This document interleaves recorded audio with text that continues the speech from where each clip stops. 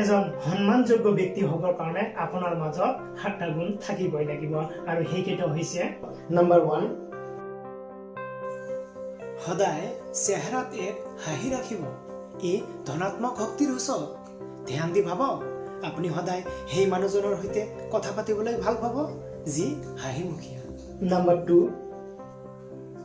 ভাল শ্ৰোতা হওক আনক কথা ক'বলৈ সুযোগ প্ৰদান কৰক আনক তেওঁৰ নিজৰ বিষয়ে ক'বলৈ উৎসাহিত কৰক নম্বৰ 3 সন্মুখৰ ব্যক্তিজনৰ ৰুচি বিষয়ে কথা পাতক নম্বৰ 4 সন্মুখৰ ব্যক্তিজনক অধিক কথা ক'বলৈ দিয়ক নম্বৰ 5 সন্মুখৰ ব্যক্তিজনৰ দৃষ্টিভংগী বুজিবলৈ প্ৰয়াস কৰক নম্বৰ 6 যিকোনো আলোচনা কৰাৰ পূৰ্বে নিজৰ ভুলবোৰ জানি লওক তেওঁৰ প্ৰশংসাৰে কথা আৰম্ভ কৰক এণ্ড নম্বৰ 7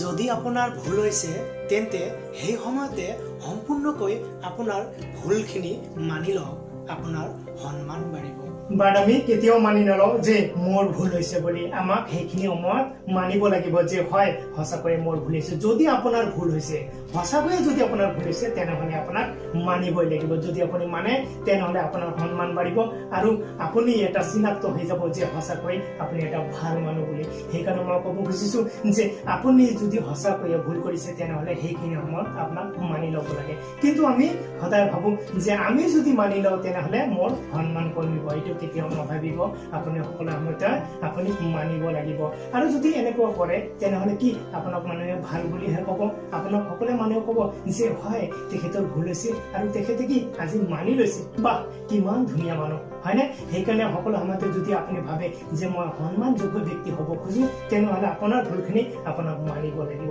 সেই আমাক অত্যন্ত প্ৰয়োজন আমাৰ ভুলখিনি মানি লোৱাটো যি কি নহওক মই সকলোৰে মংগল কামনা কৰি মই বিদায় লৈছোঁ